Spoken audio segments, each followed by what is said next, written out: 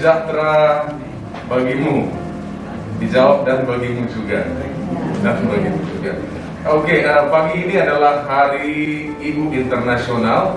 Ya, kalau di Indonesia dirayakan bulan Desember, dan saya mau mengucapkan selamat Hari Ibu untuk ibu-ibu hebat di tempat ini dan yang tidak ada di tempat ini. Amin.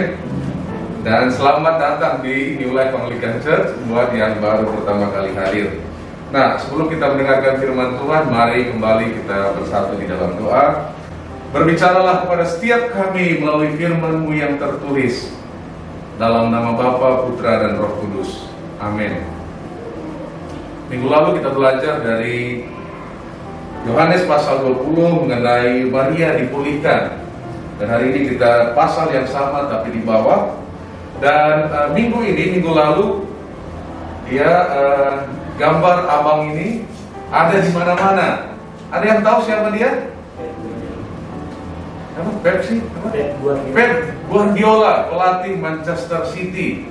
Kenapa? Karena Manchester City kalah di pertandingan kedua dari Real Madrid dan sangat dramatis. Ya, mereka kalah di menit-menit terakhir, di menit-menit 90. Dan gambar Pep Guardiola di mana-mana menunjukkan kekesalannya.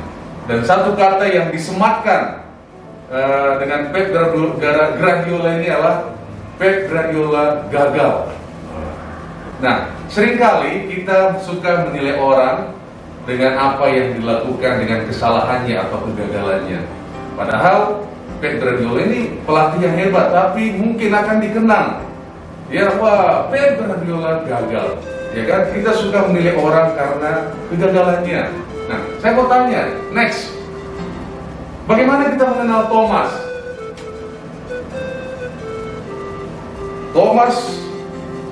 Rasul Thomas, salah satu dari murid Yesus. Bagaimana kita mengenalnya? Seorang yang ragu.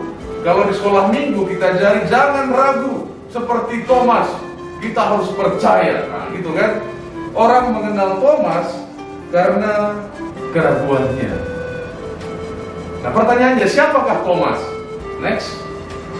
Dalam Thomas nggak banyak diceritakan ya, tapi kita bisa lihat dari Yohanes pasal 11 dan Yohanes pasal 14. Lalu Thomas yang disebut Didimus berkata kepada teman-temannya, yaitu murid-murid yang lain, marilah kita pergi juga untuk mati bersama-sama dengan dia. Thomas orang yang berani. Kalau dia sudah merasa itu benar, dia putuskan, dia ambil resikonya. Ya kan, kita setuju ya. Thomas orang yang berani. Di pasal yang lain kata Thomas kepadanya, Tuhan, kami tidak tahu kemana Engkau pergi. Jadi bagaimana kami tahu jalan ke situ? Dan kalau Thomas nggak tahu, dia juga terbuka. Dia bertanya kepada Tuhan. Dia orangnya yang straight to the point, ya kan? Dia mungkin marga Situmorang dia juga ya. Seperti orang Batak juga straight to the point kan.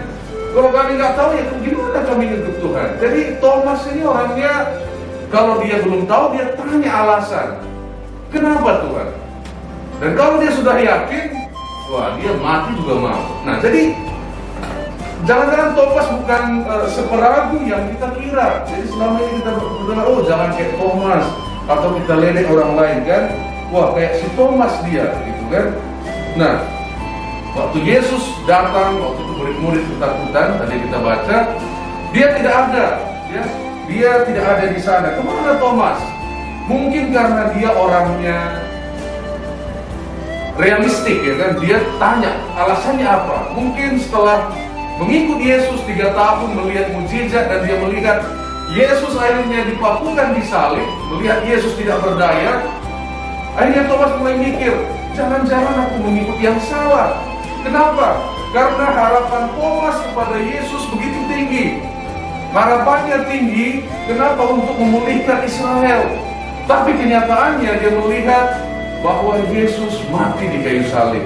Dengan harapan yang tinggi tadi, Thomas mulai kecewa. Dia mulai mempertanyakan, ini benar gak sih? Aku sudah menghabiskan hidupku selama 3 tahun mengikut Yesus, kok jadinya begini? Aku sudah melayani Tuhan, kok seperti ini situasi yang Tuhan hadapi?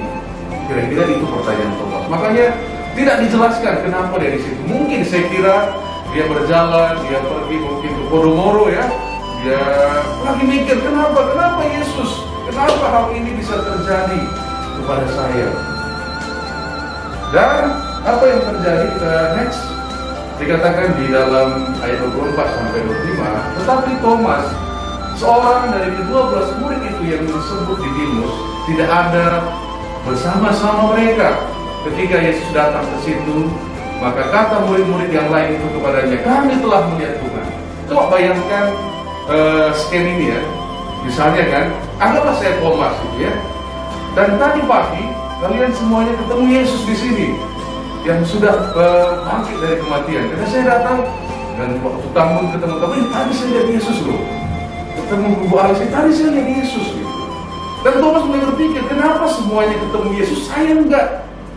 Kenapa saya dibiarin tidak bertemu gitu ya? Dan dia mungkin mulai, ini jangan-jangan teman-teman saya semuanya sudah gila. Masa mereka melihat dia yang sudah mati kembali?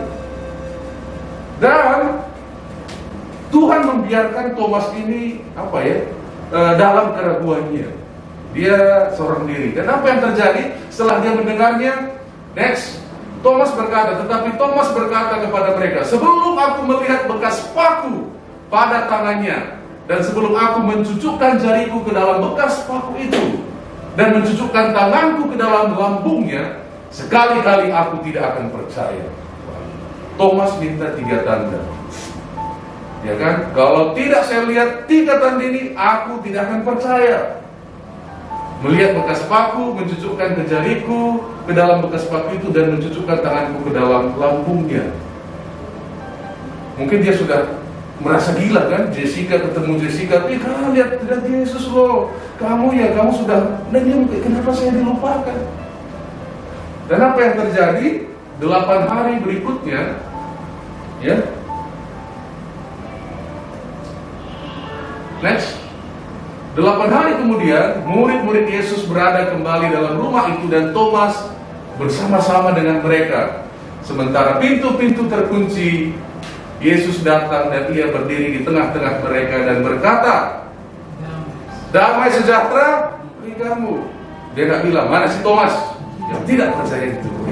Kemudian dia berkata kepada Thomas, taruhlah jarimu di sini dan lihatlah tanganku. Ulurkanlah tanganmu dan cucukkan ke dalam lambungku. Dan jangan engkau tidak percaya lagi, melainkan percayalah. Thomas minta 3 tanda, Yesus berikan 3 tanda. Ada sebuah lukisan ya. Next. Seperti ini. Ya, bagaimana Yesus menyatakan dirinya kepada Thomas. Nah, dan kalau kita bayangkan ya, cara Yesus menyampaikannya kira-kira bagaimana? Bagaimana intonasi kata-katanya? Orang yang paling lembut, bahasa yang paling lembut di suku di Indonesia, bahasa apa? Salah satu Sunda ya. Tapi kalau kita bahasa Sunda pakai aksen Batak lembut nggak? Saya dulu kuliah di Bandung, tapi bilang punten itu punten gitu kan, orang juga ngeri. Kira-kira waktu Yesus datang, kalau dia bikin aksen Batak ya, sini kau dulu Thomas, lihat dulu ini, kau lihat ini, itu kira-kira apakah kira-kira seperti itu? Tapi Yesus dengan penuh kesabaran, Thomas, kamu minta tanda kan? Ini loh tanganku itu, ini loh lambungku. Dan di Alkitab dikatakan Thomas nggak perlu menyentuh itu. Di dalam Alkitab dikatakan langsung Thomas merespon. Next. Thomas menjawab dia, ya Tuhanku dan Allahku. Dan ini adalah pernyataan terbesar, terhebat di seluruh kitab Injil. Kenapa? Karena kitab Yohanes, karena kitab Yohanes ditulis dengan sebuah tujuan, yaitu next. Dan tetapi semua yang tercantum di sini telah dicatat supaya kamu percaya bahwa Yesuslah Mesias, Anak Allah, dan supaya kamu oleh imanmu memperoleh hidup dalam namanya. Dan Thomas mulai berubah dari kecewa kepada ragu, menghasilkan iman yang besar. Dan mana saya tahu iman Thomas besar? Karena setelah ini dia pergi ke India. Dia tidak hanya memberitakan Injil di sana, tetapi mati bagi Yesus. Dan bukankah itu iman yang besar? Demi imannya dia bahkan rela mati. Seringkali bahwa keraguan kita justru akan menghasilkan iman yang besar. Apa itu? Oh, tetangga. Nah, mungkin saya harus imbangi ya. Apa lawan dari iman? Seringkali jawabannya lawan dari iman adalah ragu. Next. Sebelum ini, oke. Jangan dulu. Seringkali jawabannya adalah ragu, sehingga di gereja kita merasa kalau ragu harus dihindari. Kalau ditanya kabar harus shalom luar biasa hebat, yes. Sehingga kita juga sering merasa bahwa kalau kita ragu harus diperangi, roh keraguan gitu ya. Dan kalau kita lihat pahlawan-pahlawan iman di dalam Alkitab juga mengalami yang namanya periode mereka ragu. Contohnya siapa? Abraham. Tuhan berjanji kepada Abraham agar untuk memiliki anak. Dia menanti 10 tahun. Ternyata nggak ada anak itu. Lalu istrinya berkata, Abraham, kamu nggak percaya sih. Ya udah sana, ambil Hagar. Wah, Abraham langsung ikut ya. Abraham ikut dan mereka mempunyai anak, Ismail. Tapi sekalipun demikian, sekalipun Abraham ragu, Abraham tetap disebut sebagai apa? Bapak orang percaya, beriman, nggak diganti namanya, nggak dirawat. Elia tadi yang kita baca, wah dia menyembuhkan anak yang sakit tadi kan. Bahkan Elia juga mengalahkan 450 Nabi Baal. Tapi suatu hari dia digertak oleh Isabel ya. Dia lari di goa dan dia berkata kepada Tuhan, Tuhan, lebih baik aku mati saja, cabut saja nyawaku. Nah, kalau kita belajar bahwa pemimpin-pemimpin iman juga di dalam Alkitab mengalami yang namanya keraguan. Ragu itu bukan berarti kita tidak punya iman. Ini yang dikatakan oleh Philip Yancey ya, salah seorang teologi. Dia berkata seperti ini. Saya baca untuk kita semua. Sebagai seorang anak, saya menghadiri sebuah gereja yang memiliki sedikit ruang untuk rasa ingin tahu. Jika Anda meragukan atau mempertanyakan, Anda berdosa. Saya belajar untuk menyesuaikan diri seperti yang Anda harus lakukan di gereja seperti itu.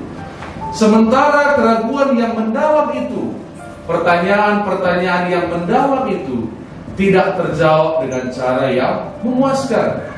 Bahaya dari gereja seperti itu dan ada banyak adalah dengan mengatakan, jangan ragu, percaya saja. Anda tidak benar-benar menyelesaikan keraguan. Mereka cenderung muncul kembali dalam bentuk yang lebih beracun. Rasa ingin tahu dan bertanya adalah bagian tak terelakkan dari kehidupan iman. Di mana ada kepastian, tidak ada ruang untuk iman. Jadi kalau semuanya sudah pasti, nggak perlu lagi iman kan? Benar ya? Kalau sudah jelas, nggak perlu lagi iman. Dan saya berdoa komunitas kita ini adalah komunitas di mana kita boleh bertanya mengenai apa yang menjadi keraguan kita. Berikutnya dari teologi yang lain. Keraguan bukanlah lawan dari iman. Itu adalah unsur iman. Paul Tillich. Satu lagi dari Martin Lloyd-Jones. Keraguan tidak bertentangan dengan iman. Beberapa orang tampaknya berpikir bahwa begitu Anda menjadi seorang Kristen, Anda tidak boleh diserang oleh keraguan. Tetapi tidak begitu. Apakah kita setelah kita jadi orang Kristen langsung 100% iman? Wow. Dari Senin sampai Minggu full di atas gitu ya? Enggak ya. Kalau orang-orang yang di dalam Alkitab juga mengalaminya keraguan, kita juga pasti mengalaminya. Nah, apa lawan dari ragu? Next. Lawan dari ragu ialah tidak percaya. Apa bedanya? Kalau ragu seperti ini, misalkanlah Chelsea ya kan, diantar oleh seorang pria misalnya kan, diantar, tapi nggak pernah nyatain perasaannya misalnya. Dia kan diantara ragu kan, bener nggak sih sayang sama aku? Kira-kira gitu ya. Ada tapi belum yakin. Tapi kalau tidak percaya itu apapun yang kita buat ya nggak percaya. Mau dijelaskan apa? Pokoknya aku tidak percaya. Mau apapun dibilang apa itu, aku tidak percaya. Ragu artinya ada yang belum jelas. Dan yang belum jelas ini memberikan ruangan untuk iman kita boleh bertumbuh. Jadi adalah oke kalau kita bergumul mempertanyakan kepada Tuhan, Tuhan, kenapa ini terjadi? Tuhan, kenapa hal ini terjadi kepada saya? Tuhan, kenapa setelah mengikut Engkau ada diagnosa dokter seperti ini dan lain sebagainya? Jangan kita berhenti dalam keraguan kita, tapi teruslah bergumul, tanyakan kepada Tuhan, baca Alkitab atau tanyakan kepada pastor dan lain sebagainya. Masalahnya ketika kita dalam keraguan, seringkali reaksi manusia kita ialah kita meninggalkan gereja. Bahkan kita tidak mau lagi baca firman Tuhan. Bahkan lebih parahnya kita cari yang lain sebagai pengganti Tuhan. Ketika kita ragu akan Tuhan, jangan lari dari Tuhan. Teruslah bergumul, tanyakan Tuhan, kenapa Tuhan? Ada sebuah kesaksian di Salt and Light, garam dan terang, ya, dari Olivia Chung namanya, ya. Dia berkata, she left church for 20 years, try New Age spiritualism, but God called out to her.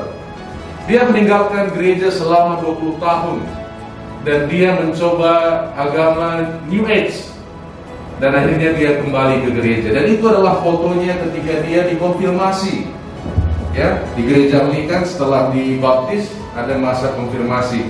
Dan alasannya dia bilang begini, di bawah ya, I went to please my parents, but I found it very boring and I couldn't connect. Saya ikut itu gara-gara ingin menyenangkan orang tua saya, tapi saya melihat itu waktu itu bosan dan gak bisa connect with any of it because I didn't understand anything. Saya gak connect karena saya gak mengerti apapun. Dan akhirnya apa? Olivia Chung selama 20 tahun dia mencoba banyak hal.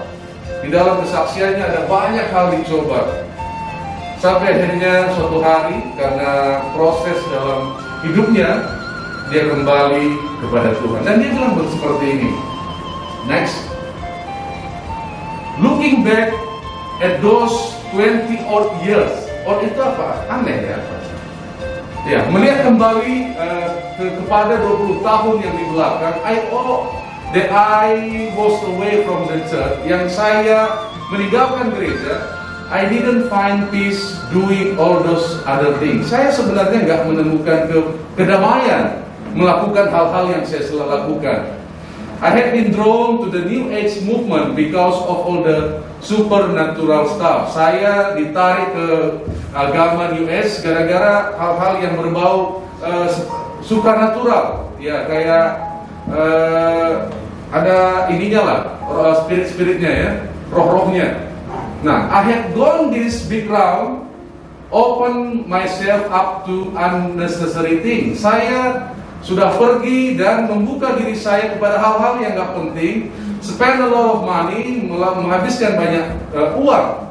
Had I known it was so simple. Seandainya saya tahu, ternyata begitu sederhana. Ada Allah, there is a God yang mengenal saya dengan nama saya, dan itu amazing, and that's amazing.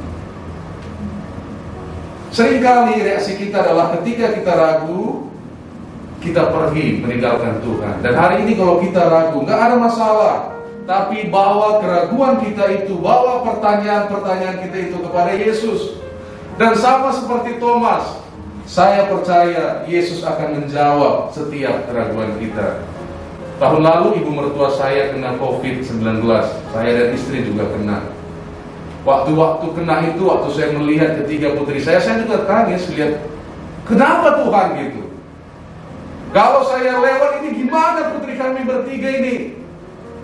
Dan seluruh gereja Anglikan di Indonesia bahkan di Singapura berdoa untuk ibu mertua saya yang di rumah sakit karena tidak bisa dilihat siapapun. Dan kami berdoa dan ternyata dipanggil Tuhan. Kenapa Tuhan? Kami sudah berdoa loh. Dan ibu mertua saya juga aktif di gerejanya, pelayan Tuhan. Kenapa Tuhan? Istri saya lama baru bisa terima.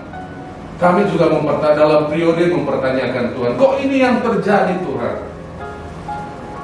Tapi dalam semuanya itu saya nggak tahu bagaimana ada selalu kedamaian yang kami dalam hal yang tidak kami mengerti itu. Jadi adalah oke kalau kita ragu, tapi bawalah keraguan itu kepada Tuhan. Keraguan bukanlah musuh yang harus kita lawan. Keraguan adalah hal yang harus kita ungkapkan dan dipahami. Jadi tidak apa-apa kalau hari ini juga kita bertanya, ragu tentang janji Tuhan di dalam hidup kita. Next. Dari Frederick Buechner, agak susah. Keraguan adalah semut di celana iman. Mereka tetap terjaga dan bergerak. Jadi ragu ini akan selalu ada.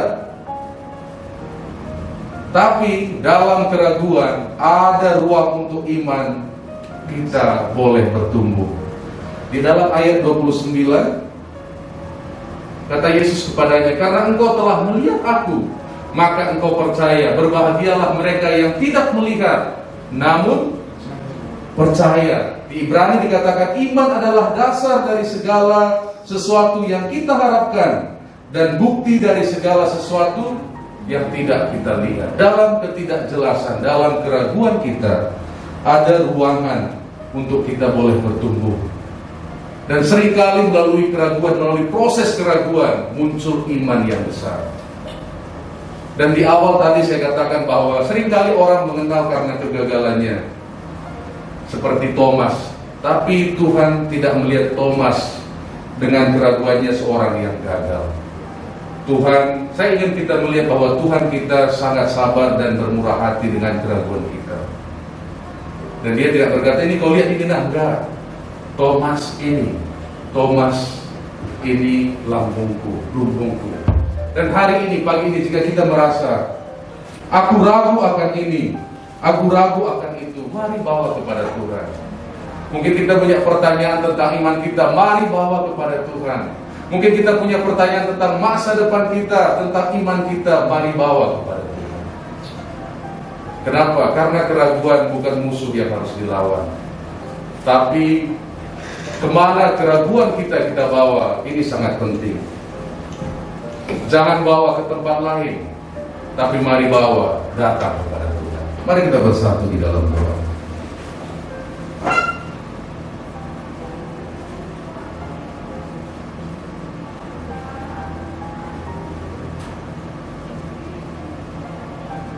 Bapa kami yang baik, ada begitu banyak hal yang kami lalui ya Tuhan. Mungkin begitu banyak pertanyaan di dalam hati kami. Pagi hari ini kami datang membawa setiap keraguan kami, karena kami tahu Engkau adalah Bapa kami yang baik. Dan biarlah pagi hari ini dari kekecewaan, dari keraguan kami boleh melihat iman kami boleh bertumbuh ya Tuhan. Di dalam nama Yesus kami berdoa.